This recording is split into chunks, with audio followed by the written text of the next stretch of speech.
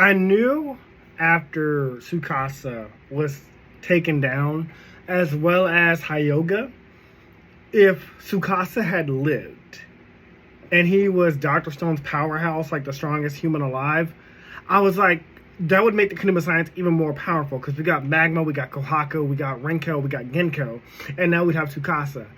Who could stop us? So of course Tsukasa had to be taken out, but without killing him at the same time.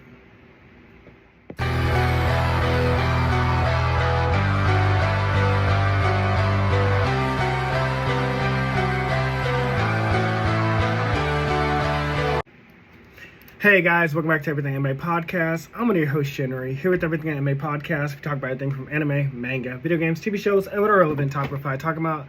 Today's video is on Dr. Stone Chapter 83. Now, we were left on the ultimate cliffhanger in Chapter 82. Dr. Senku, or you can call him Dr. Stone. I could Dr. Senku. He said, we're finally going to figure out what caused the petrification. What caused the entire world to turn to stone. That's what this whole chapter is kind of teasing, but we don't get there. But what we do get is amazing, because I saw it in New York Comic Con, but we're going to get there when we get there. So, Tsukasa still can't save Tsukasa yet, because he's like, you know, I can preserve your life as long as I can, but I'm not a doctor, and we don't have the proper medicine to save you in this time. So he starts performing surgery on Tsukasa while he's awake, and he's like, I got no anesthesia because it doesn't exist, but you know, this is the only way to save you. And I love Senku's demonic face. He's like, oh, Tsukasa, you killed me, and now I'm gonna have a chance to kill you. And Tsukasa with a blank face, or like a scared but blank face, is like, yep, I guess it's your turn, Senku. Great humor, because again, Dr. Stone's humor hits differently, because you have to first you have to know the story, but to be up to this point, you get the humor, because Tsukasa killed Senku, you know, when he knocked him on the back of the head, but Senku survived because he had a piece of that rock on his neck. And then technically Hyoga killed Tsukasa, but in order to save Tsukasa, we have to kill him first, and that's gonna make sense in just a second. However, even though Senku was doing all he can, like he stitches up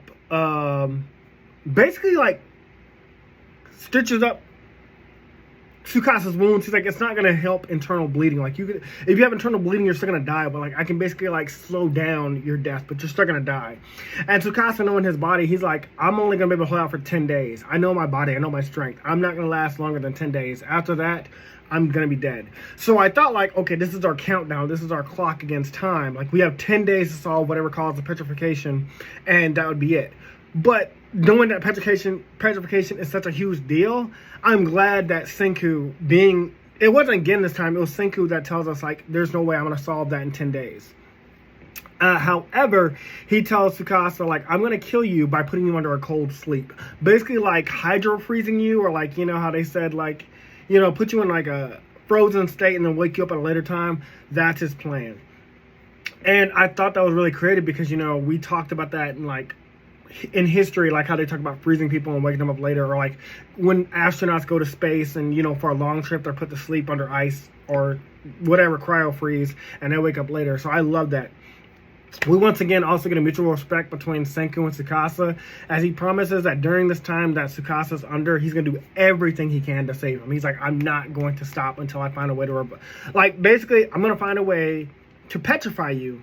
And then once I can petrify you, I'm going to bring you back with the miracle fluid, and you'll be back to normal. Because everybody knows that once you are petrified in the stone and then you're brought back with the miracle fluid, all your bodily injuries, anything wrong with you will heal. And so I thought it was a clever way to keep the Kingdom of Science weakened, but at the same time, like, also get Tsukasa out of the way without killing him. I love that, because we also know Hyoga's not killed; he's just locked up. And Tsukasa, I already talked about that. Now, I'm forgetting something, that, like, as Tsukasa is being put under, his sister, who he watched over for like 3,000 years, or was looking for, and like spent his whole time in high school protecting, she's like, well, now it's my turn to watch over you, Tsukasa. I'm going to watch over you now and protect you. I love that. It's a full circle moment for Tsukasa and his sister, because he became a celebrity. He became the world's strongest high schooler so that he could get the money to, you know, save his sister and get the money for the doctors and surgeries and things like that. But he never got a chance to because he got petrified. So now she's like, oh, it's my turn. You save me and I'm going to save you. Love that. That is very, very great. Love that. It's very cute. So I was wondering how they're gonna freeze him though. So immediately, Kaseki is already ready to get to work. He's like, hey, let's do this.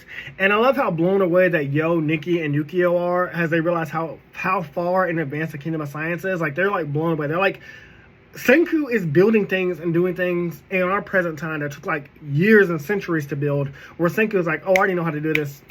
And even the people in the Kingdom of Science are catching on really quick too, like Kaseki, Chrome, Sukiya, Kohaku, things like that. So they're like, we were living primitive, like cavemen compared to you guys. You guys are like, you guys made us look like we're like literal cavemen. Found that hilarious. I love that. And I was wondering what Senku and Kaseki would build now, and you'll never guess what it is. It's a giant refrigerator, specifically a freezer. And of course, it's finished quickly because this is Senku, Koseki, and Chrome we're talking about. So like it's done in like a panel, but still loved it. It's a giant freezer that's going to basically act as a coffin for Tsukasa to keep him preserved and make sure like nothing happens to him. But it's, you know, it's only temporary. They plan to wake Tsukasa back up. And I love that, like, Kaseki pushes everybody out but Tsukasa and Senku. He's like, hey, give them some respect. Like, no one else just be here. Tsukasa's sister could have been there, but Kaseki's like, hey, no, this is the moment between men. These are two leaders. Senku, the leader of the Kingdom of Science. Tsukasa, the leader of the Kingdom of Stone. Let them have their moment. This is like their final goodbye in a way. At least for a who knows amount of time. And it's basically so they can have one final heart-to-heart, which I love this scene. I didn't get it at first, but I loved it when I figured it out later. So while Tsukasa's slowly freezing, you don't realize it at first, but Senku starts talking his ear off about random things, like one point talking about Dr. Mario, or how Mario eats like a mushroom and he becomes giant, but he thinks like that's like a hallucination, like he's like on acid or something, to like talking about like, oh, what do you think about football or stuff like that. And Tsukasa says something along the line of like, is this really the time for a pointless conversation? And Senku's like, oh, why not have a pointless conversation? What's the harm of it? And you learn later, or you realize, if you're like me, you realize later, it's because Tsukasa is slowly freezing to death. He's dying, in a sense. So Senku's like basically comforting him. He's like talking to him until he finally falls asleep. And it really hits me in the feels because Senku looks sad the moment Tsukasa is fully frozen. It really hit. Now, we also know that... oh yeah, also a really great scene, like once Tsukasa's fully frozen, he smiles. Because like Senku's talked to him the whole time. Senku's comforted him the whole time. Very great scene, very powerful storytelling. And here's the major cliffhanger that I kind of learned at New York Comic Con, but I didn't know what it meant. We are going to the new world. And now I almost said One Piece words, in Dr. Stone universe. Because where the petrification started, we know from previous chapters that it was on the other side of the world. I think it said Africa or something like that. So Senku's like, we now have to build a ship and sail across the ocean and find what causes petrification. So what I get from the tease is that in New York Comic Con, they tease like Dr. Stone season 3 or something like that, the new world. So I'm now caught up to the anime, but I have never watched the anime ever in my life, except for the first episode. So now I'm even more intrigued to finish this manga, because I'll finish the manga before the anime is ever even finished. So that's really cool. So I don't feel too far behind, but, well, I know the manga finished a long time ago, but it's just really exciting to really catch up. So I have no idea what's going to happen, but now that gives us a chance to meet new enemies. Maybe America is, you know, somewhat better and people have survived, and, you know, we'll have like American versus Japanese, or maybe we'll have like China, or, you know, kind of Ip Man thing where you're fighting China, or you're fighting the Americans, you're fighting... Who knows, man? I can't wait to see. Very exciting stuff. So there's not much else to say. All I can say is I'm very excited, and I can't wait to start watching the Dr. Stone anime. But I'm probably going to finish Dr. Stone completely and then watch the anime with my nephew, because I'm trying to get my nephew into new anime. I got him in Black Clover, got him into One Piece. But he's taking his time. He's more of a Naruto fan than anything else, which is fine. Naruto's great. No offense to it. But there are other great animes out there that I feel I want to expose them to. So anyways, guys, I'll see you guys in the next video. It's probably going to drop right now. We're going to hop into Demon Slayer now. Talk to you guys soon. Bye. Hey guys, this video was sponsored by me, the author of the Shinry series, the Chronicles of Wayne, and Monsterverse. So I figured I'd do this outro a little bit different by showing you guys what you guys will be checking out. So, the Shinry series starts with Book 1, Shobu Samurai Project Aryoku. 10 years after the death of his parents, Shobu Samurai returns home seeking vengeance, but instead faces the choice to save his home from shadow creatures, blood beasts, and an organization once thought dead. Shinry's Shobu Samurai starts at $9.99. And if you love anime, manga, Naruto, One Piece, Bleach, Yu Yu Hakusho, Fairy Tail, Shaman King, Rave Master, Zatch Bell, anything like that, the Shinry series is definitely the series for you. You'll definitely want to check it out. The Sword of Light is probably the thickest one so far. And then these books are 2. This is Enter the Dread Zone Tournament. And the series original ending, Arado, the Legendary Konjuis Master. So, and I'll just show you guys some of the covers. Really proud of all of these. But I hope you guys check it out. If you don't like that, I also have the current published books for the Chronicles of Wayne, Love Be Damned, Cotton Candy, Full Moons, Fabled Lovers, A Cursed Virgin's Bite. If You Go Where Monsters Dance, Red will Reign Over Your House. Love Be Damned. Now, the Chronicles of Wayne is about a geeky guy, or a nerdy guy in high school. His senior year, he has a crush on the hottest guy in school, because of course he does. He's only got one best friend, and her name is Barb. Well, the hottest guy in school turns out to be a werewolf.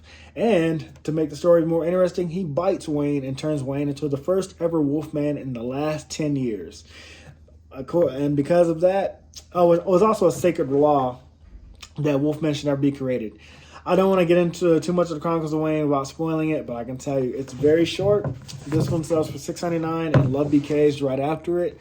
The ending of this trilogy, Love Be Liberated, comes out in October. So I'm going to definitely do a more full in-depth review of this one.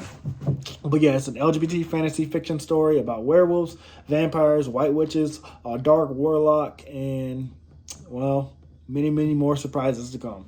So if you guys like to read, I definitely recommend. These are all the books so far in the Shinry series, except for Shinry's Beginning.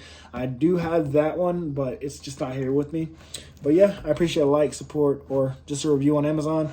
Either way, thank you guys for watching. I hope you guys have a great day.